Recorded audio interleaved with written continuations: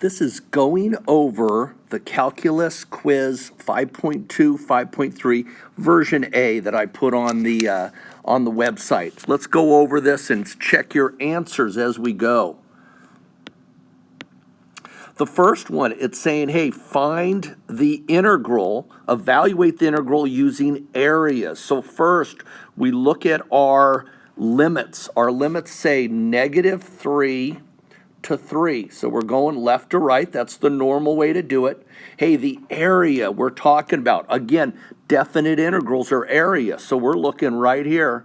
We're looking at this area between the curve and the x-axis from -3 to 3. This one's kind of nice. It's just a triangle. That's all it is. Let's go ahead and figure out that area. That's what I want you to show. Hey, area of a triangle, 1/2. The base. The base is 6. The height is 4. There it is. Hey, 1/2 of 6, that's 3. 3 times 4, that's 12. Boom, we got an answer on that. Okay. Good, keep on going. Let's see what we got next. Again, this one here, we're looking at evaluating this one using areas. There's the, there's the shape. We've got a half a circle, and notice it's the bottom half of a circle. The reason, that negative. So we have the bottom half of the circle. Now, again, we're looking at our limits. On this one, we're saying -5 to 5. We are going left to right. That's great. Now, look at the area. The area between the curve and the x-axis. This is the area we're looking at, right in there. So look at two things. We're looking at left to right. That's what we're talking about. Left to right, -5 to 5. That's the normal way to do things. On this one, though, our area is below the x-axis. So our answer is going to be a negative. It's got to be a negative on this one. So let's just put a negative there in the answer spot so we remember. Now let's figure out the area. Hey, how much of a circle? It's half of a circle. So here we go. Area of our shaded is 1/2 pi r squared. Okay, so here we go, 1/2 pi 5 squared. Okay, do that in your calculator, and we get 3927.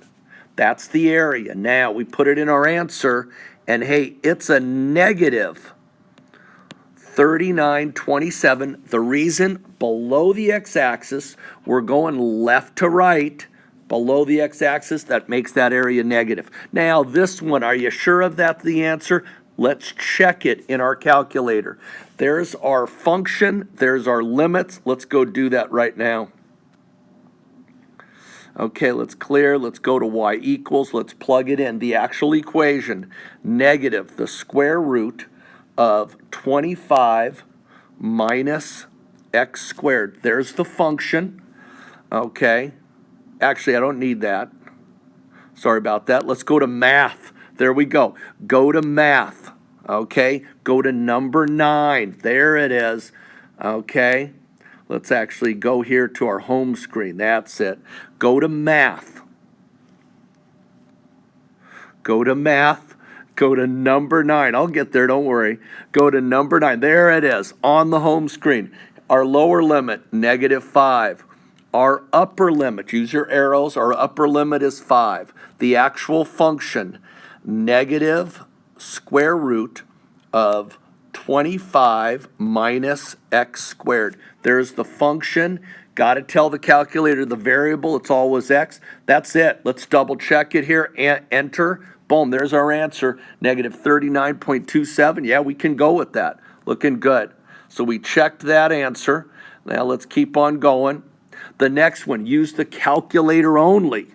Evaluate the integral. Again, plug that information in. Let's do it right this time. Okay, here we go. We've got our calculator. I want to go to my home screen. It's right there. I'll clear it. I'll go to math. I'll go to number 9. The lower limit is -1. Arrow. The upper limit, 2, arrow to the right. The function is 3 raised to the x squared. Make sure it looks like that. There we go. Now our variable always x. Press enter. Boom, there's our answer, 2336. Okay, there we go, 2336. Okay, great check. Here we go. Let's go to 4. On 4, I give you 3 pieces of information up at the top. The first 2 are the function f of x. The third one is the function h of x. Notice the different limits. And remember, these represent areas. A definite integral is area. So I've got an area, an area, an area. Let's go to the first one. On the first one, it's f of x, so I'm looking at the first 2. Okay, hey, this one, the limits are 5 to 3. Notice that one's 3 to 5. This one's, all I did was change the limits. I switched them. So hey, if all I do is switch the limits, but it's the same function, then it's going to be the negative of our answer. So we have a negative of negative 11. Yeah, there's our answer, positive 11. Okay, the next one, hey, it's the integral of 3 times f of x minus 4 times h of x. Here we go. Hey, we want to break that up into the integral of 2 things. So it's going to be the integral of the first one, which is 3 times f of x, minus the integral of 4 times h of x. Hey, both of those have, constants right here. We have a constant, we have a constant. We want to bring that constant out front. Let's do that. 3 integral negative 4 to 3 of f of x minus 4 times the integral of negative 4 to 3 h of x. Well, hey, let's just plug the stuff in. 3, here we go, the f of x, that's 9. That right there is 9 minus 4 times the h of x, that's 14. There we go. We get a grand answer on that one of negative 29. There it is, negative 29. Now, let's see the last one. Okay, the last one, take a look. It's f of x. So we're looking at the first 2. Look at those 2. Now, they want the integral from negative 4 to 5. So think about this. If I took the integral from negative 4 to 3 of f of x plus the integral from 3 to 5 of f of x. Think about that. Those are areas. I'm starting negative 4, I'm going to 3. Then I'm going from 3 to 5. I'm adding those up, so that's going to be combined, an integral from negative 4 all the way to 5 of f of x. And that's what I want. So here we go. Let's move this up. Hey, this one right here, our information, that's 9. Plus this one right here, negative 11 equals this one right here. That's going to be 9 and negative 11 is negative 2.